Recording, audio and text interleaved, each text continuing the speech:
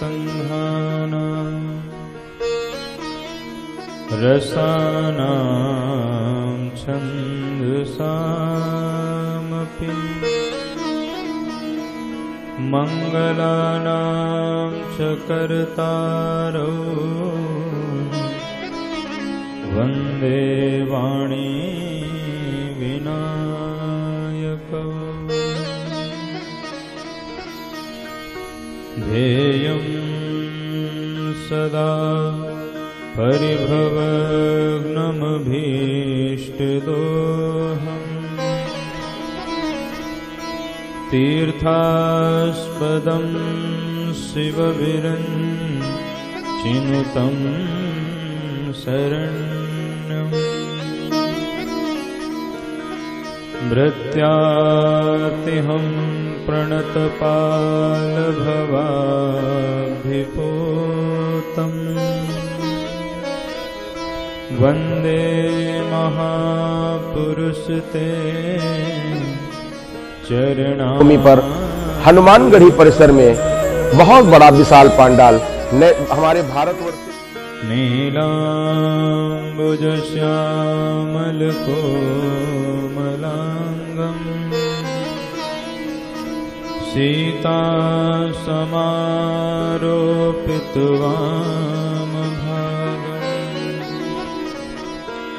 पाणौ महासायकचारुचापम्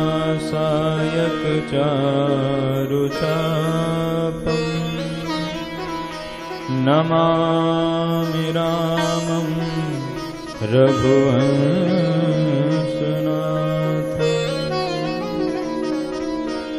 नारायणं नमस्कृत्य नरं चैव नरोत्तमम्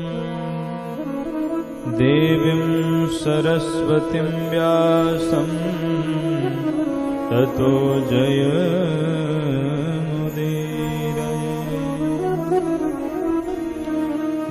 जय श्री राधारमण जय जय नवल किशोर जय गोपीचितचोर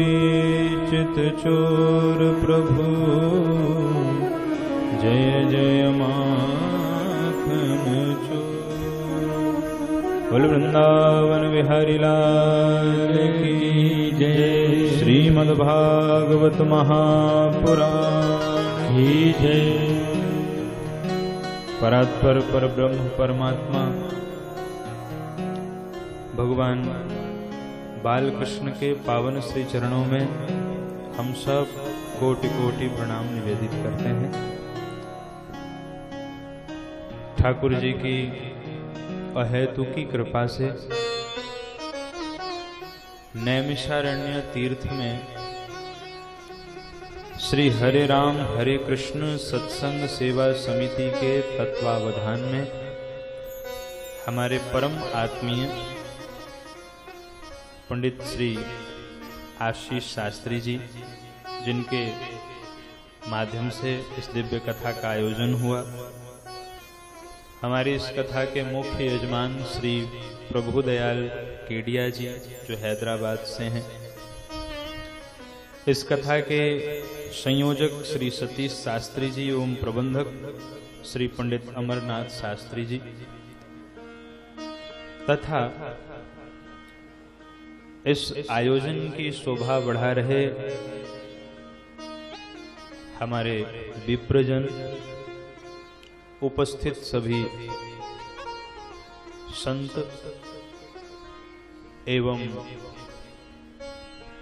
कथा श्रवण के लिए पधारे हुए सभी भक्तवृंद तथा श्रद्धामयी मातृशक्तियों, आप सभी को श्री राम में सब जग जानी, करूं प्रणाम जोर जग पानी। आइए, पहले जो परंपरा रही है, परंपरा क्या रही है कि भगवान की कथा गाने से पहले भगवान नाम का आश्रय लिया जाता है, ये परंपरा रही है। तो उसी परंपरा का हम लोग पालन करते हुए पहले भगवान के मंगलमयी नाम का आश्रय लेकर अपने मन और बुद्धि को चित्त को, अहंकार को निर्गलित करें, मन को पवित्र करें, और उसके पश्चात जैसी भागवत भगवान की कृपा होगी, आज हम लोग श्रीमद् भागवत जी के प्रथम दिवस की कथा में प्रवेश करेंगे। तो आइए एक बार बड़े भाव से सभी लोग ठाकुर जी के मंगलमय नाम का आश्रय लें। बोल भक्त वत्सल भगवान की जय। जय जय राधा रमण हरि बोल। जय जय राधा रमण हरि बोल। जय जय राधा रमण हरि बोल। राधा रमण हरि बोल। जय जय राधा रमण हरि बोल।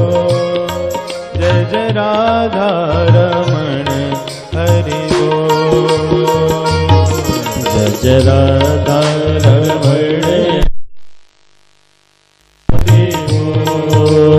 बोल। जय जय राधा रमण हरि बोल। जय जय राधा रमण हरि बोल। जय जय राधा रमण हरि बोल। जय जय राधा रमण हरि बोल। ओ जय जय राधा रमण हरि बोल। जय जय राधा रमण हरि बोल। जय जय राधा रमण हरि बोल। जय जय राधा रमण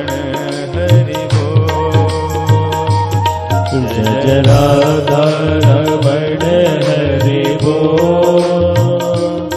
जय जय राधा रमण हरि बोल।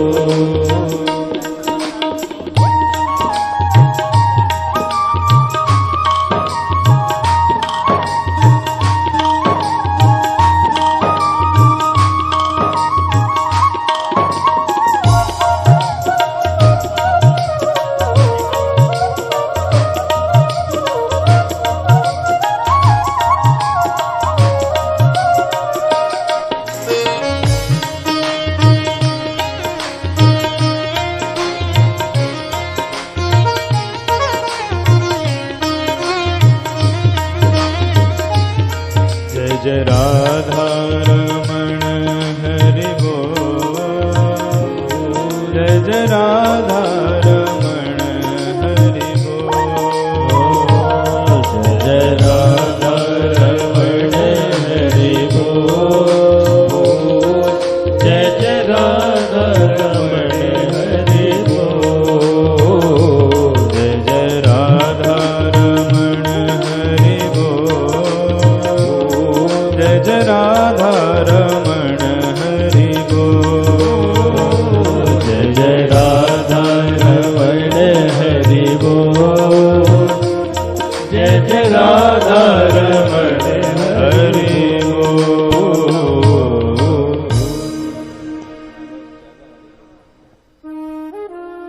भक्त वत्सल भगवान की जय। श्रीमद् भागवत महापुराण की जय। सच्चिदानंद रूपाय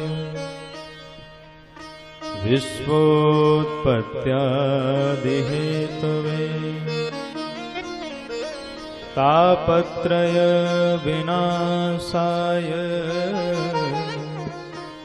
श्रीकृष्णाय वयं नमः। हम सब लोग सच्चिदानंद स्वरूप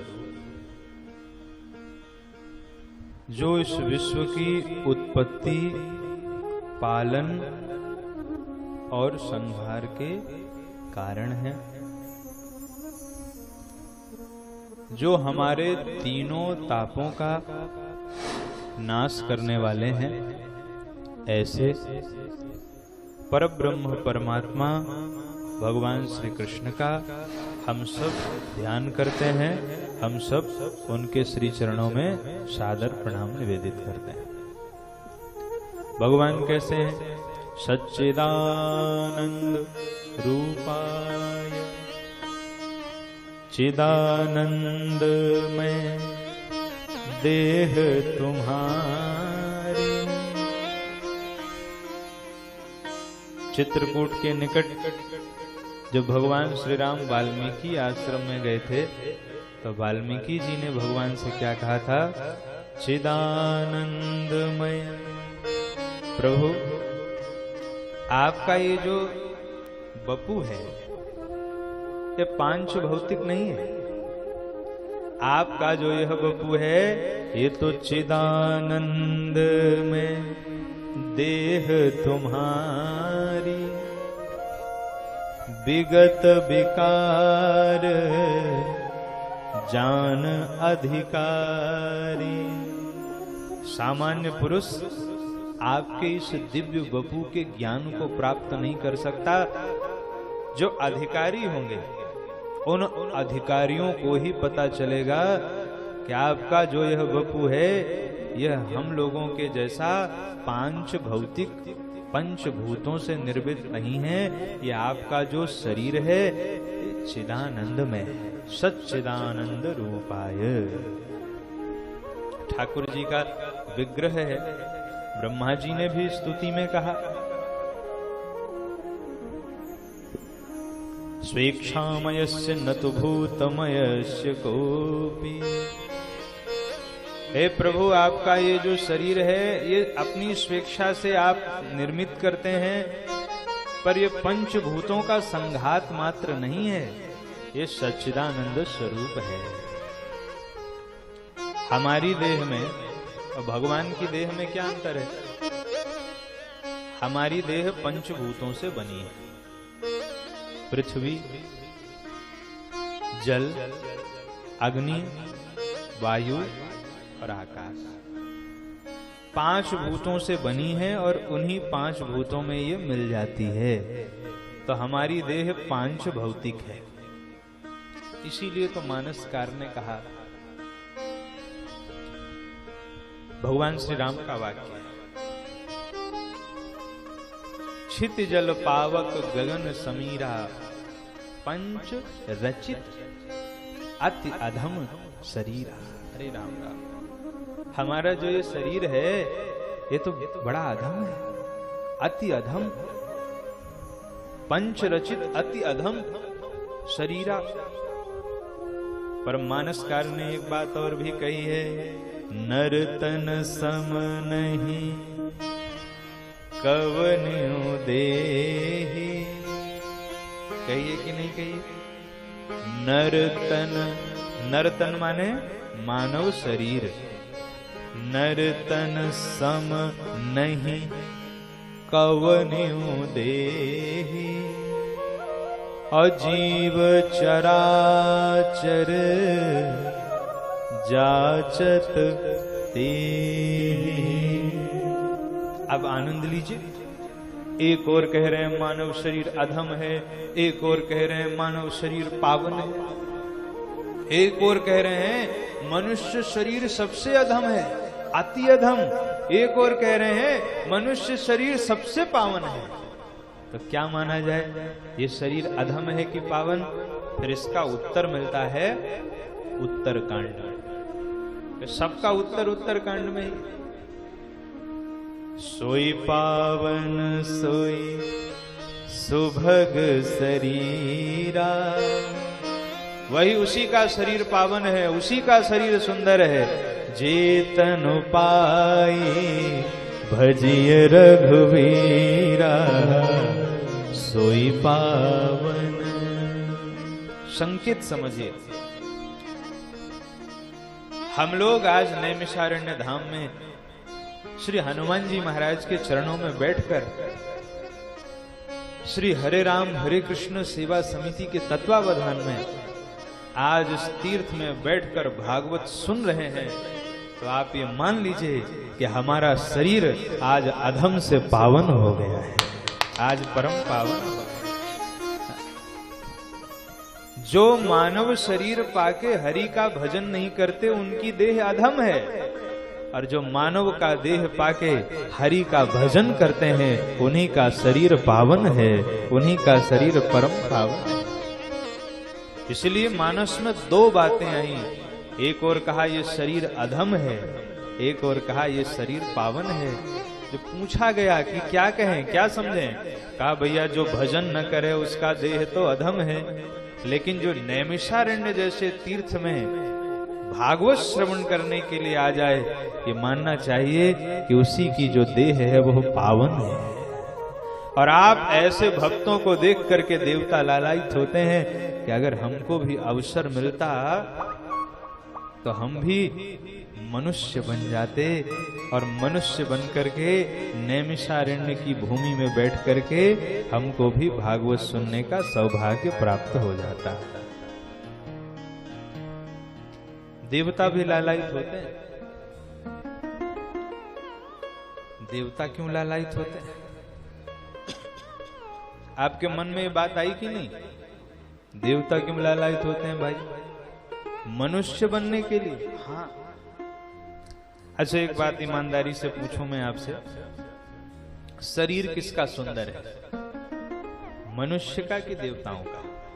ईमानदारी से बताएं।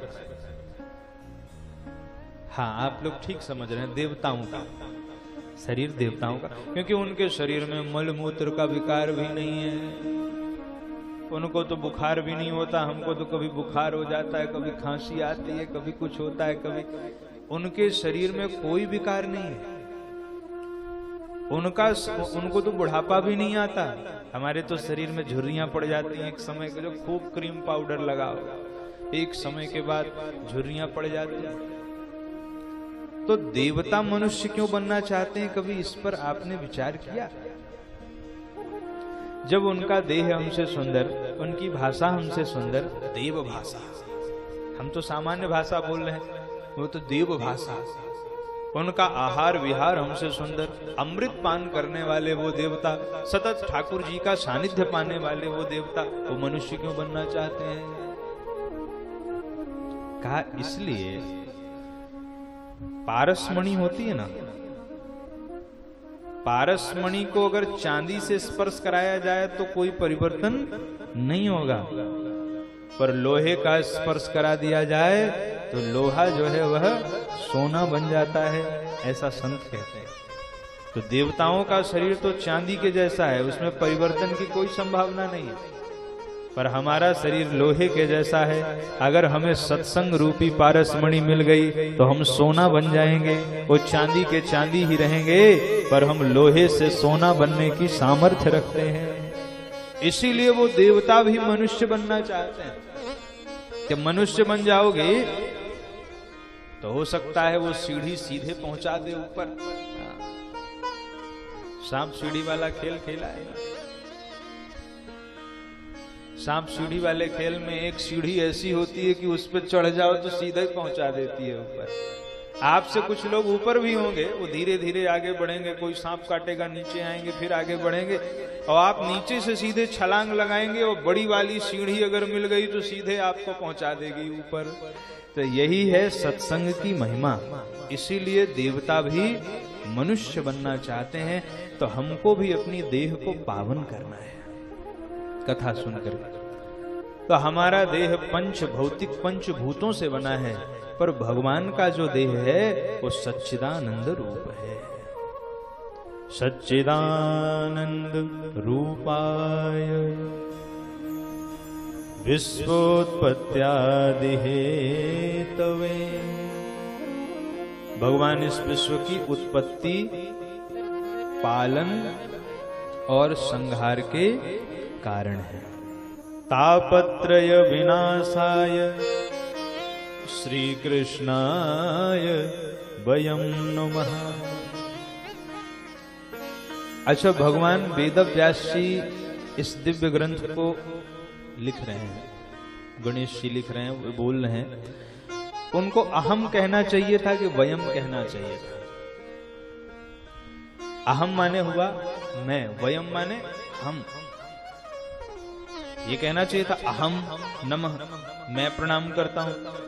और भगवान वेदव्यास जी इस श्लोक के माध्यम से पूरी भारतीय संस्कृति को प्रदर्शित कर रहे हैं कि हम सनातनी लोग कभी केवल अपने कल्याण की भावना नहीं रखते, हम सनातनी लोग वो हैं जो अपने संपूर्ण सनातन धर्म के उत्थान की बात करते हैं। इसलिए अहम न लिख करके कह रहे हैं श्री कृष्णाय वयं नमः।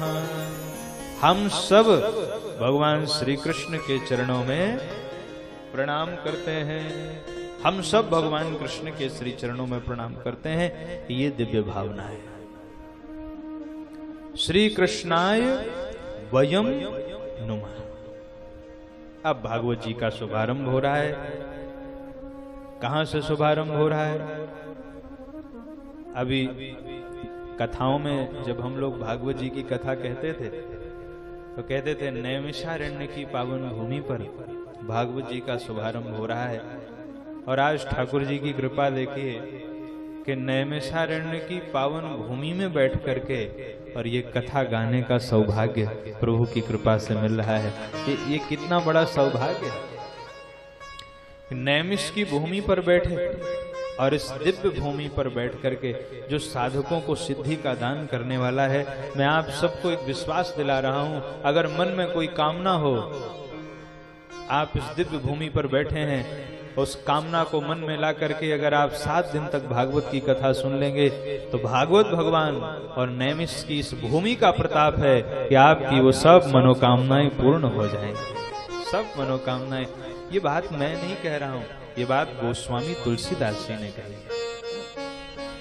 तीरथ बर नैमिष विख्याता, तीरथ बर नैमिष विख्याता, अति पुनीत साधक सिद्धिदाता, अति पुनीत साधक बसहि तहाँ मुनि सिद्ध समाजा, बसहि तहाँ मुनि सिद्ध समाजा, तहाँ ही हर से चलो मनुराजा, तहाँ ही हर से चलो मनुराजा। तीरथ बर नैमिष विख्याता, तीरथ बर नैमिष विख्याता, अति पुनीत साधक सिद्धिदाता, अति पुनीत साधक सिद्धिदाता। बोलिए नैमिषारण्य तीर्थ की जय। कैसा तीर्थ है नैमिषारण्य? तीर्थ बर, बर माने श्रेष्ठ। ये वो भूमि है जहां परात्पर परब्रह्म परमात्मा मर्यादा पुरुषोत्तम भगवान श्री रामचंद्र जी अपनी शक्ति माता सीता के साथ में प्रकट हुए थे और मनु महाराज को दर्शन दिया था। ये वो दिव्य भूमि है। समस्त कथाओं का उद्गम जहां से हुआ, जहां 1000 वर्ष का सम्मेलन हुआ, ये वो दिव्य भूमि है। जहां सत्यनारायण कथा से लेकर के समस्त पुराणों की कथा गाई गई, ये वो दिव्य भूमि है। तीर्थ बर, श्रेष्ठ तीर्थ। नैमिष विख्याता, नैमिष के नाम से विख्यात है। अति पुनीत, परम पुनीत, परम पवित्र। मनु महाराज ने जब तपस्या करी, ब्रह्मादिक देवता कई बार आए और कहा वरदान मांगो, वरदान मांगो। मनु महाराज ने कहा अरे आप जाइए, आपसे हमको कुछ नहीं चाहिए। ब्रह्मादिक देवता कई बार आए, मनु महाराज से वरदान मांगने को कहा, मनु महाराज ने मना कर दिया। और अंत में जब मनु महाराज डिगे नहीं तो साक्षात परब्रह्म परमात्मा ने अपनी आकाशवाणी के द्वारा मनु महाराज को सूचित किया, मांगो मांगो वर भय न भवान, परम गंभीर कृपामृत सानी। ये वो दिव्य भूमि है जहां परात्पर परब्रह्म परमात्मा ने आकाशवाणी करी, जहां भगवान श्री रामचंद्र जी प्रकट हुए, वो अकेले प्रकट नहीं हुए, आदि शक्ति के साथ में प्रकट हुए। आदि शक्ति जही जगो बुझाया, सो अवतरी मोर यह माया। ये वो दिव्य भूमि है जहां भगवान राम माता सीता के साथ में प्रकट हुए। इसी दिव्य भूमि में 23,000 वर्ष तपस्या कर की मनु और शत्रुपा ने। ऐसा कठोर तप आज तक न किसी ने किया, न कोई कर पाएगा। ये वो दिव्य भूमि है, साधकों को सिद्धि का दान करने वाली है। अति पुनीत साधक सिद्धि दाता। आप कोई भी मनोकामना करो, आप अगर साधना करोगे आपको उस साधना का फल मिलेगा। ये वो दिव्य भूमि है। इसीलिए जब बाबा ने लिखा तो हमारे यहाँ महाराज जी नदी गोमती नदी, अब बाबा ने लिखा तो कह रहे पहुंचे जाए धेनुमती तीरा। इसीलिए संत जन कहते हैं क्या बोले, सत्संग अवश्य करो, एक घड़ी आधी घड़ी आधो पे पुनिया, तुलसी संगत साधु की कटे कोटि अपराध। सत्संग बड़ा महत्वपूर्ण है महाराज। जीवन में सत्संग मिले, कितना ही मिले, एक घड़ी आधी घड़ी आधो पे पुण्य, आधो कुछ भी मिले, कितना ही देर मिले, सत्संग जीवन में होना चाहिए। इसीलिए जब आप देखेंगे भगवान राम ने जो नवधा भक्ति सुनाई है, तो नवधा भक्ति में पहली भक्ति कौन सी है? पहली भक्ति कौन सी है? प्रथम भगति संतन कर संगा। पहली भक्ति क्या है? संतों का संग। और कोई शर्त नहीं लगाई इसमें, कैसे भी करो भाई, संत संग करोगे तो पहली भक्ति मिल ही जाएगी। और अगर आपने सत्संग किया तो बाकी तो भगवान के ऊपर छोड़ दीजिए। आप एक बड़ा सरल उपाय आपको मैं बता रहा हूं, और जितनी भक्तियां हैं उनमें ताला लगा है। दूसर रतिमम कथा प्रसंगा, रति का ताला लगा है। रति हो कथा सुनने में तो दूसरी भक्ति, और रति नहीं है तो सुनते रहिए। गुरुपद पंकज सेवा तीसरी भक्ति अमान, ताला लगा है। अभिमान शून्य होके गुरु की सेवा किए, तीसरी भक्ति। अभिमान से भक्ति किए तो करते रहो, तीसरी भक्ति। चौथी भगति मम गुण गण करे कपट तजगान, ताला लगा है। कपट से गाएगा तो चौथी भक्ति नहीं है। कालनेमी बन के गाएगा, चौथी भक्ति नहीं। हनुमान जी के जैसे गाएगा तो चौथी भक्ति का अधिकारी, और कालनेमी के जैसे गाएगा तो हाँ, आजकल बड़ी समस्या, ऐसे भी गायन हो रहा है। आप कहोगे महाराज ऐसे अरे होता है, वो कालनेमी के गाने में बड़ा रस है। हनुमान जी जैसे विद्वान भी चक्कर में पड़ गए। हनुमान जी से कहता है, अरे कपीश्वर हनुमान कहाँ जा रहे हैं? बूटी लेने जा रहे हो, मत जाओ। अरे कहा क्यों? मैं देख रहा हूं सब। हनुमान, राम जीत जाएंगे, युद्ध में राम की विजय हो, युद्ध चल रहा है रावण और राम का, मैं देख रहा हूं। हनुमान जी ने कहा, महापुरुष तुम यहां बैठे हो, युद्ध चल रहा है वहां लंका में, तुम कैसे देख रहे हो? ज्ञान दृष्टि में देखो भाई, मैं ज्ञान की दृष्टि से तो सब देख रहा हूं। हनुमान जी समझ गए जो इस प्रकार चमत्कार की बात करे वो सच्चा संत नहीं हो सकता। तो हनुमान जी ने कहा, भाई बात तो तुम्हारी ठीक है, कहा दीक्षा लो। हनुमान जी ने कहा, अरे परिचय हुआ नहीं और दीक्षा देने तैयार। हनुमान जी ने कहा कि महाराज ऐसा है, दीक्षा में अभी नहीं ले सकता। क्या क्यों? बोले हमको प्यास लगी।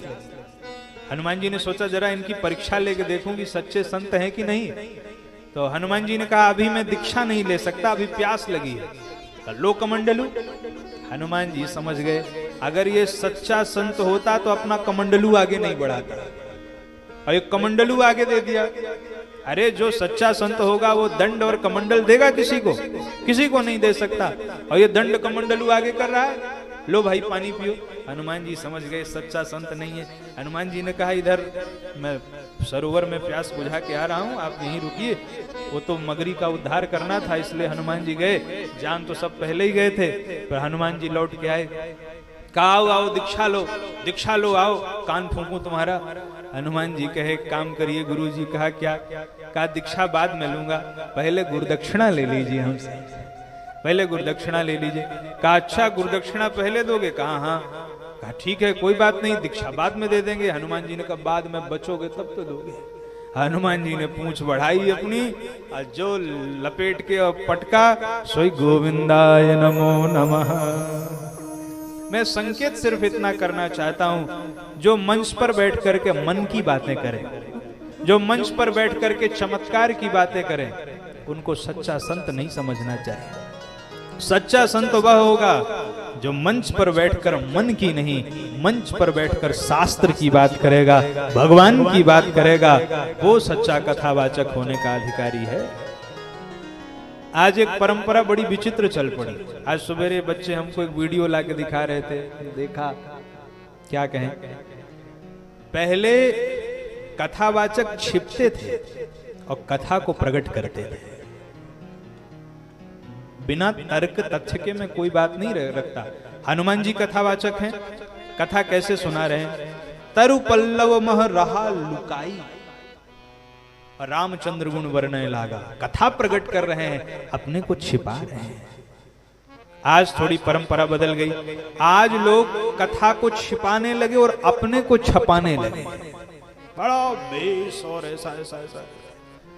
जब हनुमान जी कथा सुना रहे थे विभीषण को, विभीषण जी ने कहा महाराज बड़ी अच्छी कथा कह रहे हैं, थोड़ा अपना कुछ कांटेक्ट नंबर और कुछ दे देते हमको, तो मैं आगे आपसे संपर्क करूं, क्योंकि लंका में एकमात्र मंदिर में मेरा ही है, तो यहाँ सब निशाचर हैं।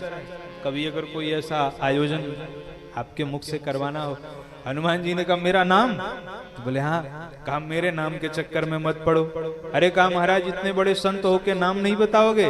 हनुमान जी ने कहा अगर मेरा नाम ले लोगे तो सारा दिन भोजन मिलने वाला भी नहीं है, इसलिए मेरे नाम के पीछे मत पड़ो।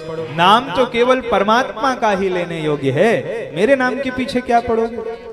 हनुमान जी का संकेत है कि अपना नाम क्या बताना, नाम तो परमात्मा का बताना है, जो हमारा आपका हम सब का कल्याण करेंगे, उन परमात्मा का नाम बताना है। इसलिए मैं निवेदन कर रहा हूं कि हर भक्ति में शर्त लगी है। प्रत्येक एक भक्ति ऐसी है जिसमें कोई शर्त नहीं है, कोई शर्त नहीं है। प्रथम भगति संतन कर संगा, कोई शर्त नहीं है, कैसे भी करो महाराज। अरे अगर ये सोच के संतों का संग कर लोगे कि खूब मालपुआ छानने को मिलेगा, इसमें भी कोई हानि नहीं है। प्रथम भगति, और भगवान कल्याण भी कर देंगे।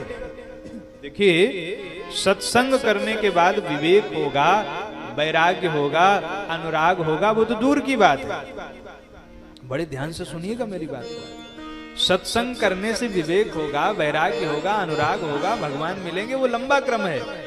लेकिन संतों का संग करने से आप पहले भक्ति के अधिकारी तो हो ही जाएंगे, इसमें तो कोई दो राय नहीं है, क्योंकि पहली भक्ति निशर्त है। अच्छा, और कल्याण के लिए कितनी भक्तियां चाहिए? अगर कल्याण चाहना हो, 100 में कितने नंबर पा जाए तो विद्यार्थी पास हो जाता है? संभवतः 33 ही है हमारे। 100 में 33 पा जाए, 3rd डिवीजन ही सही पर पास हो जाता है। इस हिसाब से तो भगवान को भी कहना चाहिए था कि भैया 9 में 3 जिसके पास होगी मैं उसका कल्याण कर दूंगा। भगवान को क्या कहना था कि 9 में 3 त्रिकाई 9, 33 तिया 99। और भगवान कितने कृपालु हैं। भगवान ये कह रहे हैं, ये नहीं कह रहे हैं कि 9 में 3 होगी तो कल्याण करूंगा।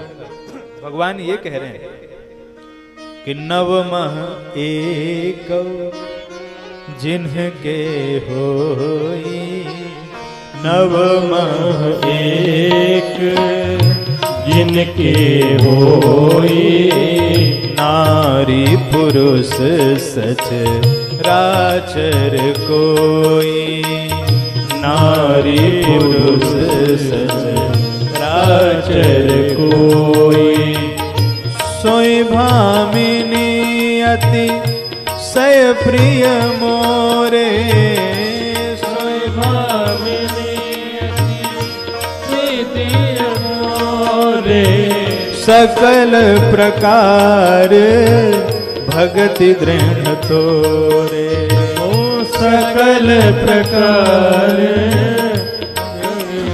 तोरे, नवमः एक जिनके होई, नवमः एक जिनके होई, नारी पुरुष सच राचर कोई, नारी पुरुष सच राचर कोई। 9 में 1 भी जिसके पास होगी उसका मैं कल्याण कर दूंगा। इसलिए सबको सत्संग करना चाहिए। सत्संग से विवेक वैराग्य नहीं भी होगा तो भी पहली भक्ति के अधिकारी तो हो ही जाएंगे, और पहली भक्ति के अधिकारी हो जाएंगे तो भगवान कल्याण कर ही देंगे, इसमें कोई दो राय नहीं है।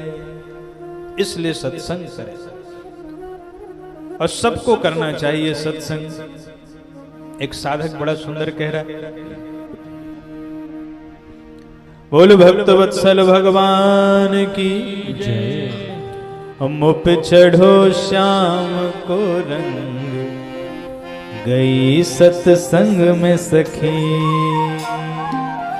मुप चढ़ो श्याम को रंग, गई सत्संग में सखी। मुप चढ़ो श्याम को रंग, गई सत्संग में सखी। गई सत्संग में सखी, गई सत्संग में सखी, गई सत्संग में सखी, गई सत्संग में सखी। मुप चढ़ो जय जय मुप चढ़ो हो जय हो। मुप चढ़ो श्याम को रंग, गई सत्संग में सखी। मुप चढ़ो शाम को रंग, गई सत्संग में सखी। बोली भागवत भगवान की जय हो।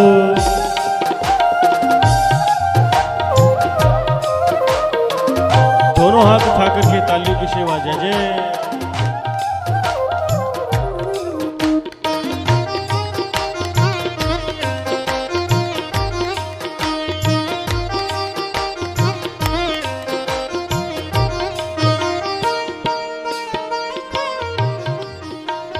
मोह माया से मन को हटाया, मोह माया को मन से हटाया, मोह माया से मन को हटाया, मोह माया से मन को हटाया। श्याम को अपने चित्त में बसाया, श्याम को अपने चित्त में बसाया, श्याम को अपने चित्त में बसाया, श्याम को अपने चित्त में बसाया। अब बाजे जय जय अब बाजे जय हो। अब बाजे ढोल मृदंग, गई सत्संग में सखी। अब बाजे ढोल मृदंग, ये सत्संग में सखी। मुप चढ़ो श्याम को रंग, गई सत्संग में सखी। मुप चढ़ो श्याम को रंग, गई सत्संग में सखी।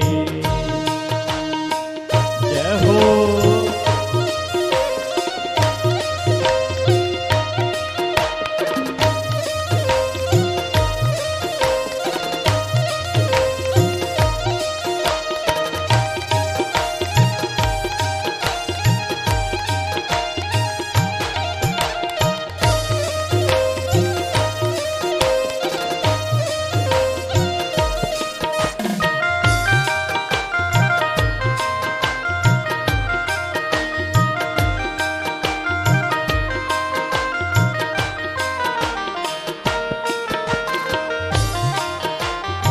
मैंने जाना जीना मरना, मैंने जाना जीना मरना, जीवन सफल अब है करना, जीवन सफल अब है करना, जीवन सफल अब है करना, जीवन सफल अब है करना। जग देखे जय जग देखे जय हो, जग देखे हो के दंग गई सत्संग में सखी, जग देखे हो के ढंग गई सत्संग में सखी। मुख चढ़ो शाम को रंग गई सत्संग में सखी, चढ़ो शाम गई सत्संग में सखी, गई सत्संग में सखी, गई सत्संग में सखी।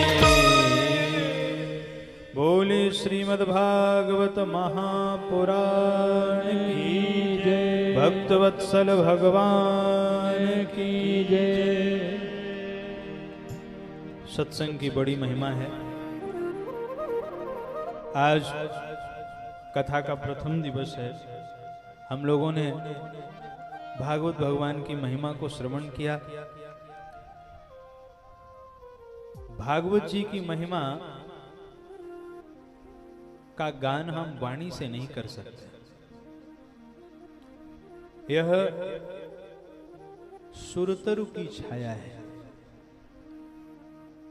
एक बार जो इसके नीचे आ जाता है उसके सारे क्लेश, सारे कष्ट मिट जाते हैं, समाप्त हो जाते हैं।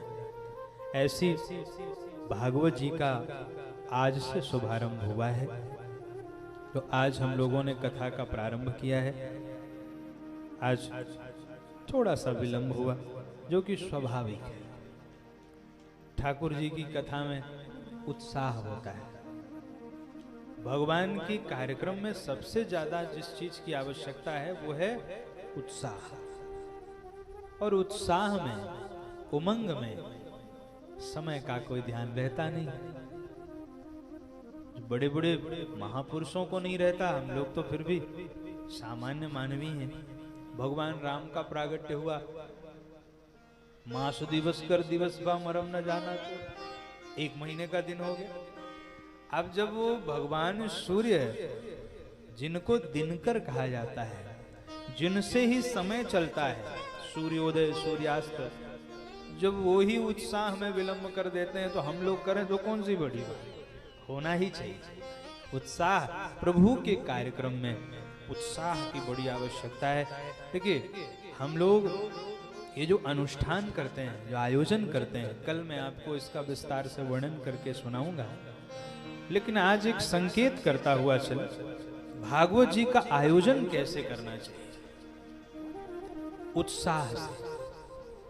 कैसा उत्साह? तो एक उदाहरण दिया महाराज जी कि जैसा उत्साह पिता के मन में होता है जब वो अपनी कन्या का विवाह करता है। अब प्रायः सबके कन्याएं हैं, और कन्या का विवाह करते समय हर व्यक्ति अनुभव कर सकता है कि उसके जीवन में कैसा उत्साह होता है। ऐसा उत्साह। यहां 2 बातें आई। भागवत जी में आया, विवाहे यादृशम वित्तम तादृशम परिकल्पये। कन्या के विवाह में जैसा धन लगता है वैसा धन खर्च करे, भागवत जी का आयोजन करवाए। यहां एक संकेत करें, जिस पिता के पास करोड़ों रुपए होते हैं उसकी कन्या का भी विवाह होता है, और जो गरीब पिता होता है उसकी कन्या का भी विवाह होता है। कन्या किसी के घर में थोड़ी रहती है, पर मुख्य है पिता का समर्पण। अब एक बात मैं आपसे पूछूं, केवल धन लगा दीजिए और मन न लगाइए तब काम बनेगा? आप अपनी बिटिया का विवाह करते हैं, क्या केवल धन लगाते हैं?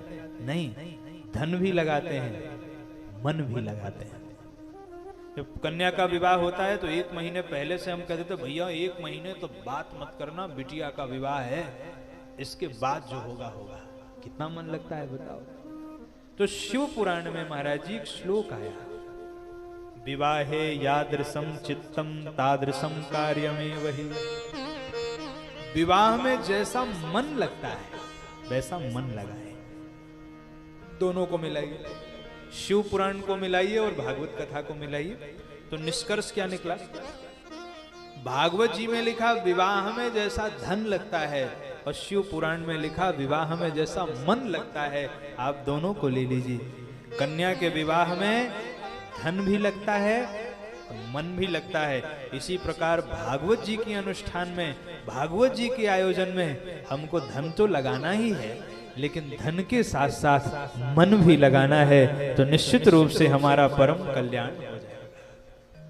विवाहे यादृशम वित्तम और विवाहे यादृशम चित्तम।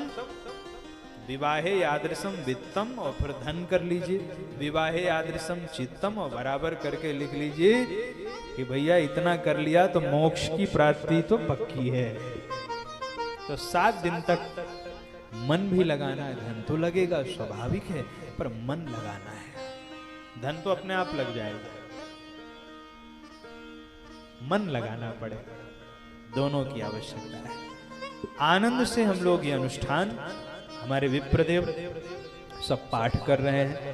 भागवत जी का मूल पाठ चल रहा है और हम लोगों के यहाँ एक संतों में एक परंपरा भी है,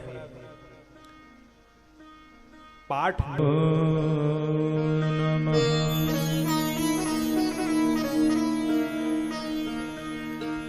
वर्णानामर्थ संघा। इसीलिए संत जन कहते हैं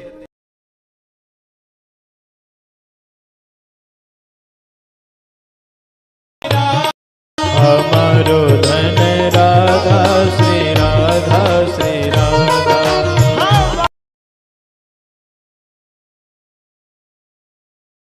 साक्षात के ऊपर भागवत भगवान की कृपा हुई है, जो नैमिष चित्तम विवाहे यादृशम वित्तम और फिर धन कर लीजिए, विवाहे यादृशम चित्तम और बराबर करके मन लगाना, दोनों की आवश्यकता है।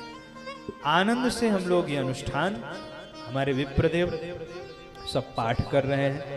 भागवत जी का मूल पाठ चल रहा है और हम लोगों के यहाँ एक संतों में एक परंपरा भी है, पाठ नेम से, कथा प्रेम से। आप जो यजमान बने हैं ना, आपको पूरा फल मिलेगा भागवत जी के पाठ से,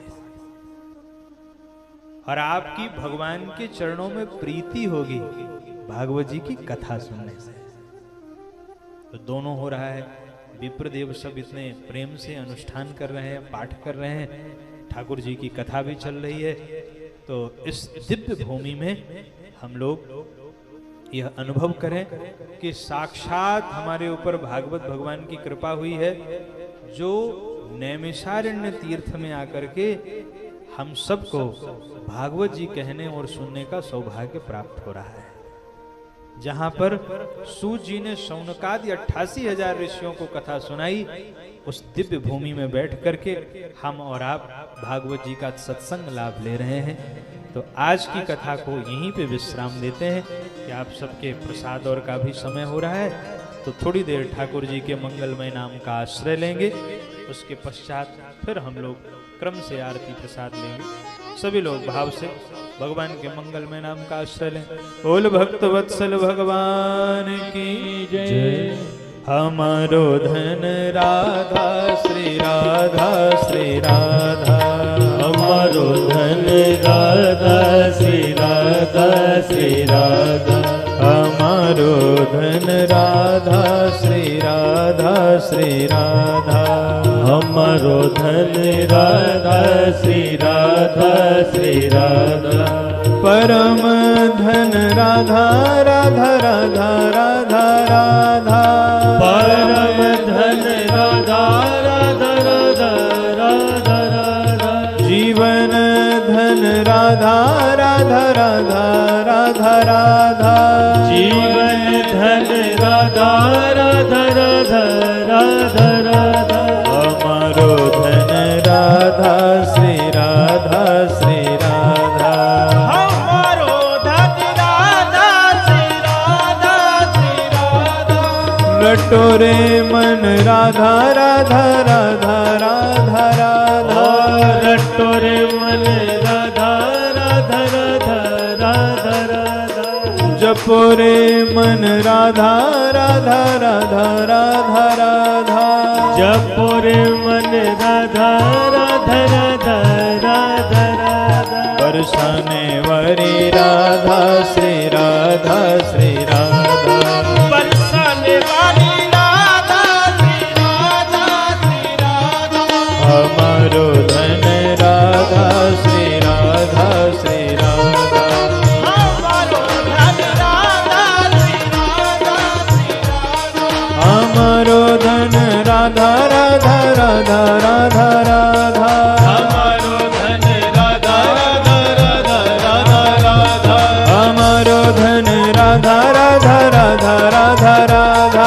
हमारो धन राधा राधा राधा राधा राधा, परम धन राधा श्री राधा श्री राधा, परम धन राधा श्री राधा श्री राधा, हमारो धन राधा श्री राधा श्री राधा, हमारो धन राधा श्री राधा श्री राधा, कटोरे मन राधा राधा राधा राधा राधा, कटोरे मन राधा राधा राधा श्री राधा, जपोरे मन राधा राधा राधा राधा राधा, जपोरे मन राधा राधा राधा राधा राधा, हमारो धन राधा श्री राधा श्री राधा, हमारो धन राधा श्री राधा श्री राधा, हमारो धन राधा श्री राधा श्री राधा, राधा श्री राधा श्री राधा, राधा श्री राधा श्री राधा, राधा श्री राधा। बोले भक्त वत्सल भगवान की जय। श्रीमद्भागवत महापुराण की जय। नैमिषारण्य तीर्थ की जय। भक्त वत्सल भगवान की जय। आइए ठाकुर जी की मंगलमय आरती के लिए हम सभी अपने स्थान पर खड़े होंगे। कुंज बिहारे तेरे आरती गाऊं, कुंज बिहारी तेरी आरती गाऊं। ओ चरणों से निकली है गंगा प्यारे, चरणों से निकली है गंगा प्यारे, जिसने सारे दुनिया तारे, जिसने सारी दुनिया तारी। उन चरणों के मैं दर्शन पाऊं, उन्हीं चरणों की मैं दर्शन पाऊं। सेवा के बिहारे तेरी आरती गाऊं, सेवा के बिहारी तेरी आरती गाऊं। ओ मोर मुकुट तारे शीश पे सोहे, मोर मुकुट शीशे पे सोहे। प्यारी बंसी मेरो मन मोहे, प्यारी बंसी मेरे मन मोहे। देखी छवि पे बले हारी मैं जाऊं, देख छवि पे मैं तो बलिहारी जाऊं। श्री माँ के बिहारे तेरी आरती गाऊं, श्री माँ के बिहारी तेरी आरती गाऊं। ओ व्यासदास जी के नाथ आप हो, व्यासदास जी के नाथ आप हो। सुख दुख जीवन प्यारे साथ आप हो, सुख दुख जीवन प्यारे सत्य आप हो। उन चरणों में शीश झुकाऊं, उन्हीं चरणों में मैं तो शीश झुकाऊं। श्री माँ के बिहारे तेरी आरती गाऊं, श्री माँ के बिहारी तेरी आरती गाऊं। संग सोहे वृषभान दुलारे, संग सोहे वृषभान दुलारे, ललितादिक सब सखिया प्यारी, ललिता बिची सब सखिया प्यारी, बास सदा अपन पाओ, सदा मैं तो से ही पाओ, सेवा के बिहारे तेरी आरती गाओ, सेवा के बिहारी तेरी आरती गाओ, श्री राधा बल्लभ तेरी आरती गाओ, श्री राधा वल्लभ तेरी आरती गाओ, ओ कुंज बिहारे तेरी आरती गाओ, श्री कुंज बिहारी तेरी आरती गाओ। कर्पूर गौरम करुणावतारम संसार सारम भुजगेन्द्रहरम